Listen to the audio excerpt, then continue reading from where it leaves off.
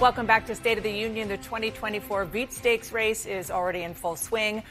More than a few up-and-coming Republicans are signaling they would be very happy to serve on Donald Trump's ticket. One of them is my next guest, who is just back from a trip to the southern border, a place she describes as a war zone. Joining me now is South Dakota Governor Kristi Noem. Thank you so much for being here. You and 24 other Republican governors wrote a letter expressing solidarity with Texas, urging the state to use every tool and strategy, including razor wire fences, to secure the border. A lot of people interpreted that to mean that you think Texas should defy the Supreme Court and stop federal agents from removing that razor wire. Do you think Texas should do that? Should they defy the Supreme Court? Texas should stand their ground. They should enforce their state law and go back to the constitutional rights that they've been granted to protect their state sovereignty.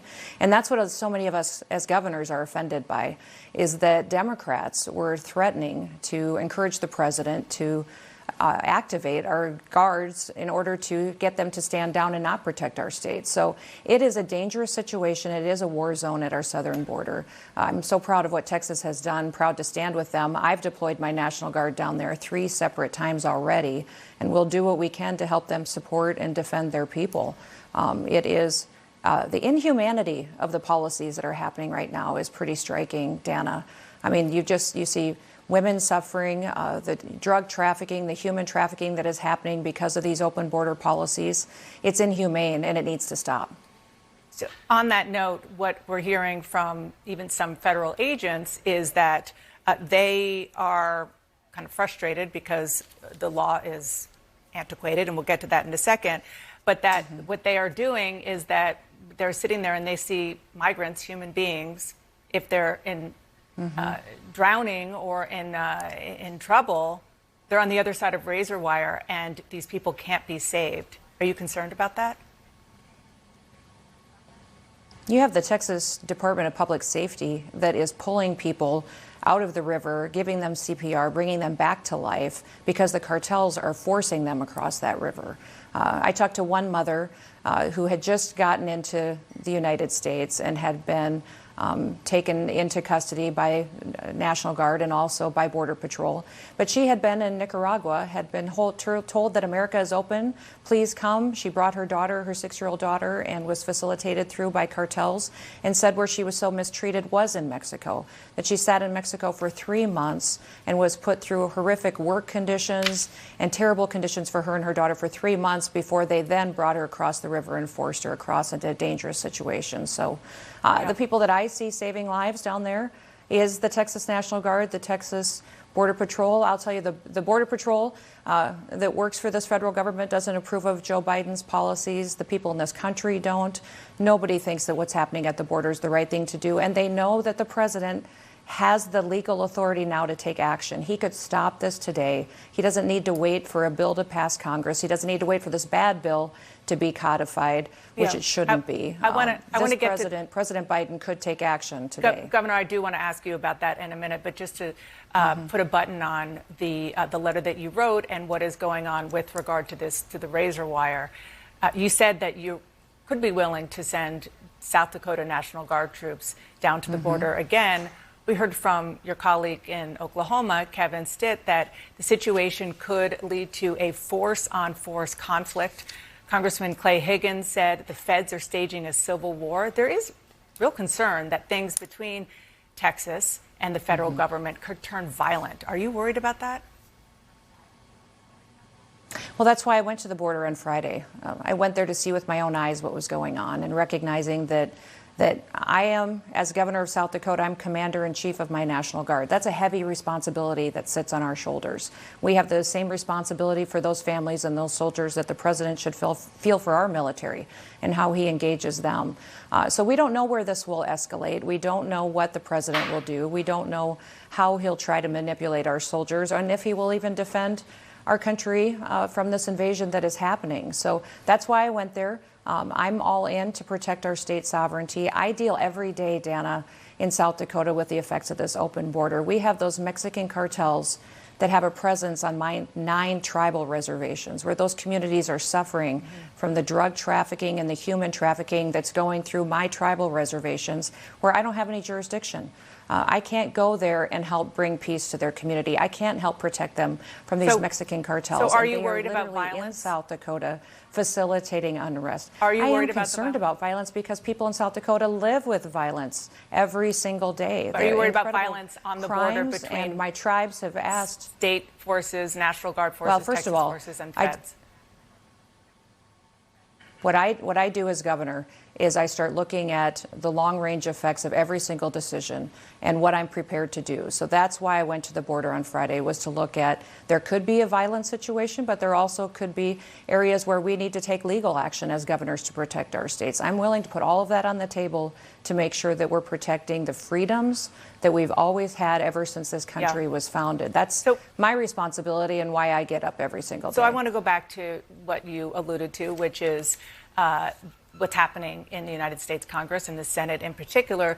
You went to the border, you call it a war zone, and now you have in the Senate a bipartisan deal with new border and asylum restrictions. President Biden says the law would give him emergency authority to shut down the border, and he said he would use it on day one, quote, for everyone who is demanding tougher border control. This is the way to do it. If you're serious about the border, pass a bipartisan bill, and I would sign it. Should your former Republican colleagues in Congress support that deal? Why doesn't President Biden take action today? I mean, today can be day one. He can immediately announce that he's reinstating the stay in Mexico policy. He can immediately announce that he's going to refocus on building a wall. He can do those today. I listened to Nancy Pelosi talk earlier. She's been in Congress for decades and has talked about immigration for decades. And what has she accomplished? We have a president that has all the tools that he needs to protect our country today, and he's refusing to do that. So to look at Congress and expect them to pass a bill when they failed for decades to do this, and then to say we have to accept this poison pill of a bill that it essentially codifies illegal immigration. What it would do is put into statute that people can now come here illegally, and is just a terrible bill that I think President Trump is exactly right. It should not pass, and push President Biden to take action because he has all the federal laws that he needs today to keep us safe, to stop the drugs that are coming into this country and killing us. We have children dying every day from fentanyl poisoning. And we have children every single day that are being trafficked, and President Biden can take action and stop it. I want to jump in and say that we do have your fellow Republicans who are working on this bill saying that the proposal would have had almost unanimous Republican support if it weren't for Donald Trump. I want you to listen to a little bit more about from some Republican senators. The question is, do you want to get something that will help us stem the tide of humanity coming across the border and drugs, or do you want to get nothing? I just reject the idea that we should reserve a crisis for a better time to solve it. I think the best thing for the Republican Party to do right now is try to work with Democrats. So, again, these are not moderate Republicans. These are very conservative Republicans, including your colleague just to the north of you from North Dakota, saying that Donald Trump is wrong to oppose this deal. And he's doing it for politics because he thinks it helps to keep the border chaotic and not give Joe Biden a win.